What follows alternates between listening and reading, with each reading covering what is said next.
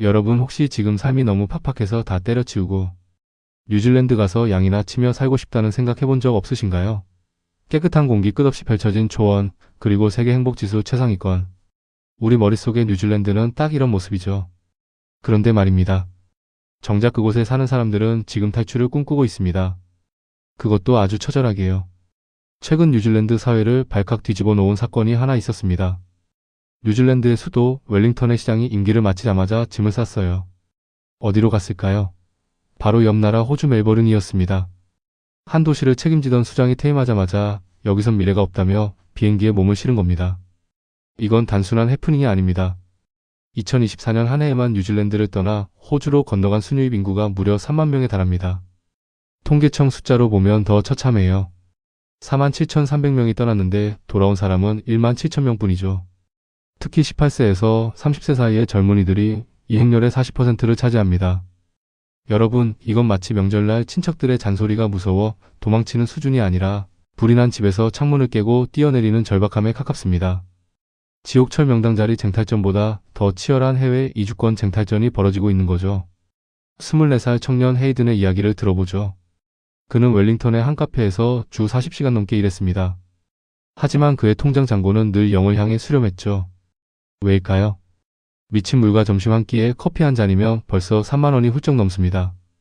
살인적인 월세 낡고 곰팡이 핀방 한 칸 월세가 웬만한 직장인 월급의 절반을 삼켜버리죠. 희망 고문 열심히 일하면 집 한 채 살 수 있겠지? 라는 생각은 이미 뉴질랜드에서 판타지 소설이 된 지 오래입니다. 결국 헤이드는 시드니행 비행기를 탔습니다. 호주에 도착하자마자 그는 충격에 빠졌어요. 똑같은 카페 알바를 하는데 시급이 30% 이상 높았고 무엇보다 퇴직연금 SUPRANNUATION 적립률이 뉴질랜드 3%의 4배에 가까운 11.5%였거든요. 이건 단순히 돈을 더 버는 문제가 아닙니다. 내 미래가 보호받고 있다는 감각의 차이인 거죠.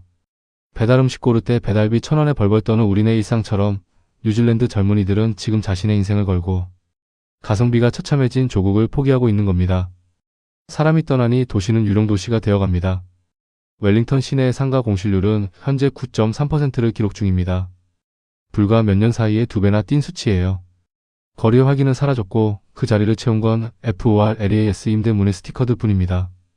이건 마치 우리가 맛집이라고 찾아간 하플 입구에서 줄을 서는 대신 셔터가 내려진 건물을 보며 느끼는 허탈함과 비슷합니다. 아니, 그보다 훨씬 비극적이죠. 왜 우리는 이 지경이 되었을까? 뉴질랜드 사람들은 스스로 묻기 시작했습니다. 하지만 이 질문의 답을 찾으려면 우리는 단순히 지금의 고물가를 넘어 40년 전 이 나라의 근간을 뒤흔들었던 한 남자의 결정까지 거슬러 올라가야 합니다. 뉴질랜드는 원래 양모와 우유만 팔아도 전 세계에서 손꼽히게 잘 살던 나라였습니다. 그런데 1973년 이들의 가장 큰 고객이었던 영국이 돌연 이제 너랑 거래 안 해 라며 뒤통수를 때려버리죠. 벼랑 끝에 몰린 뉴질랜드가 선택한 건 전 세계 어디서도 유례를 찾기 힘든 잔인한 경제 실험이었습니다.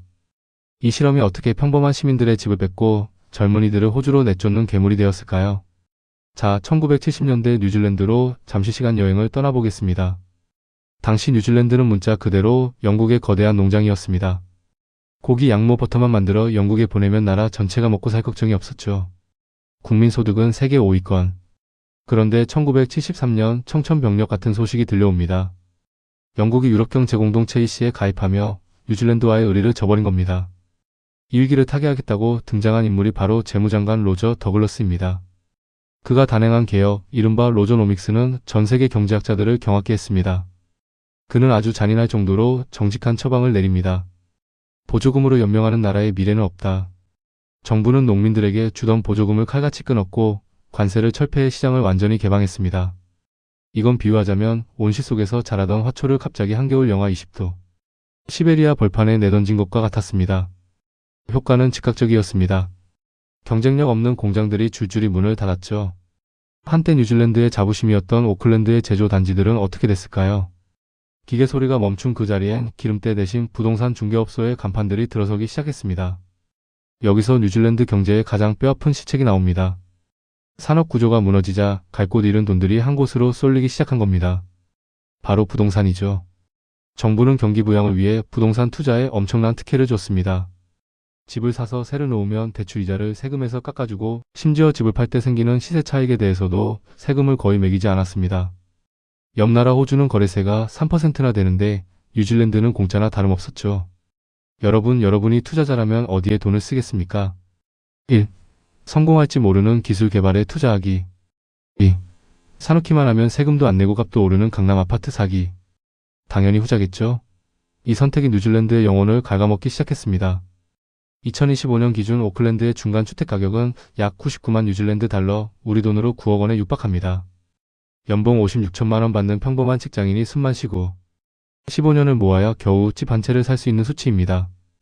옆집 철수네가 적금 들어 부자 됐다는 소식보다 옆집 영인의 집값이 자고 일어나니 1억 올랐다는 소식이 더 자주 들리는 기괴한 사회가 된 겁니다. 여기에 결정타를 날린 게 1983년 호주와 맺은 자유이동협정 CER입니다. 당시엔 우리같이 잘 살아보자는 아름다운 약속이었죠. 비자 없이도 옆 나라 가서 일할 수 있게 길을 열어준 겁니다. 하지만 뉴질랜드 경제가 부동산에만 올인하며 생산성을 잃어가는 동안 호주는 광물 자원과 금융업을 키워 체급을 키웠습니다. 결국 이 협정은 뉴질랜드 젊은이들에게 탈출 통로가 되어버렸습니다. 열심히 공부해서 간호사가 되고 엔지니어가 됐는데 내 나라에선 집세 내고 나면 남는 게 없어요. 그런데 비행기 타고 3시간만 가면 월급을 1.5배 더 주고 집값도 상대적으로 저렴한 호주가 있습니다. 여러분이라면 남으시겠습니까? 지옥철 명당자리 쟁탈전보다 치열한 생존게임에서 뉴질랜드라는 경기장 자체가 무너지고 있었던 겁니다. 문제는 여기서 끝이 아닙니다. 단순히 사람들이 떠난다는 현상을 넘어 이제 뉴질랜드라는 국가의 근간 시스템이 통째로 흔들리기 시작했습니다.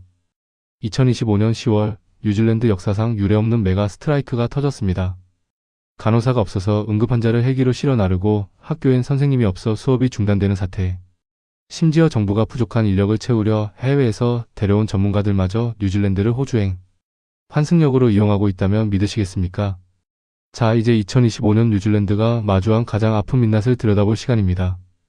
단순히 돈 벌러 떠난다는 수준을 넘어 나라의 신경망인 의료와 교육 시스템이 문자 그대로 정지 버튼을 눌렀습니다. 이날을 뉴질랜드 사람들은 블랙 서스데이 블랙 서즈데이라고 부릅니다. 역사상 유례없는 메가 스트라이크가 터졌거든요. 교사 6만 명, 간호사 4만 명, 그리고 수만 명의 공무원까지 합쳐 약 10만 명이 동시에 거리로 쏟아져 나왔습니다. 여러분, 10만 명이면 뉴질랜드 전체 인구의 2%가 넘는 숫자입니다. 한국으로 치면 100만 명이 넘는 공공인력이 한나란시에 손을 놓은 셈이죠. 현장은 처참했습니다. 병원 응급실은 아수라장이 됐고 근무 교대 때마다 간호사가 600명 가까이 부족해 위급 환자를 헬기로 이송하는 진풍경이 벌어졌습니다. 신입 간호사 절반 이상이 일자리를 구하지 못해 짐을 싸서 호주로 가는데 정부는 예산 부족을 이유로 신규 채용 동결 카드를 꺼냈으니 현장에 남은 이들의 분노가 폭발한 겁니다. 내 지갑을 지키는 경제적 선택이 아니라 내 생명을 지킬 사람이 없는 현실이 닥친 거죠. 정부도 바보는 아닙니다. 부족한 인력을 메우려 인도, 필리핀에서 유능한 전문가들을 대거 수입했습니다. 그런데 여기서 기가 막힌 반전이 일어납니다. 이들이 뉴질랜드에 온 목적이 정착이 아니라 환승이었던 겁니다.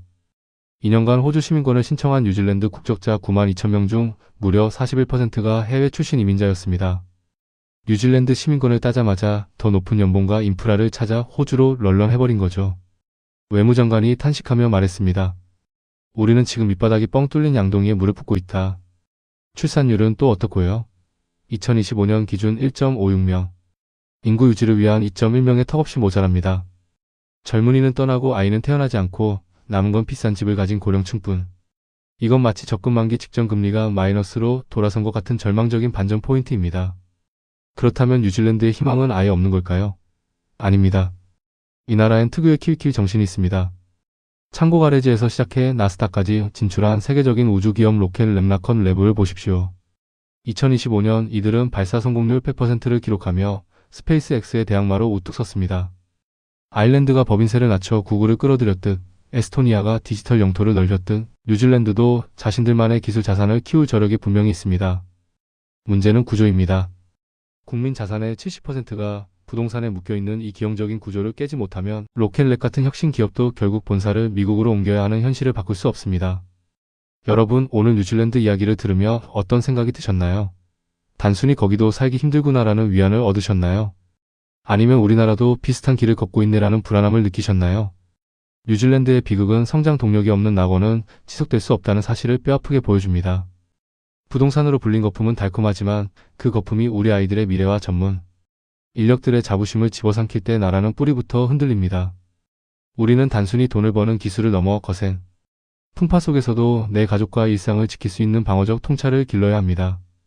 뉴질랜드가 지금 겪는 이 진통이 과연 그들만의 이야기일지, 아니면 우리가 곧 마주할 미래 예고편일지, 이제는 우리가 진지하게 고민해봐야 할 때입니다. 함께 공부하고 성장해서 변화하는 세상 속에서 흔들리지 않는 뿌리를 내립시다. 오늘 영상이 좋으셨다면 구독과 좋아요를 부탁드립니다. 세상을 보는 6개의 시선, 지식의 완성 인포큐브. 시청해주셔서 감사합니다.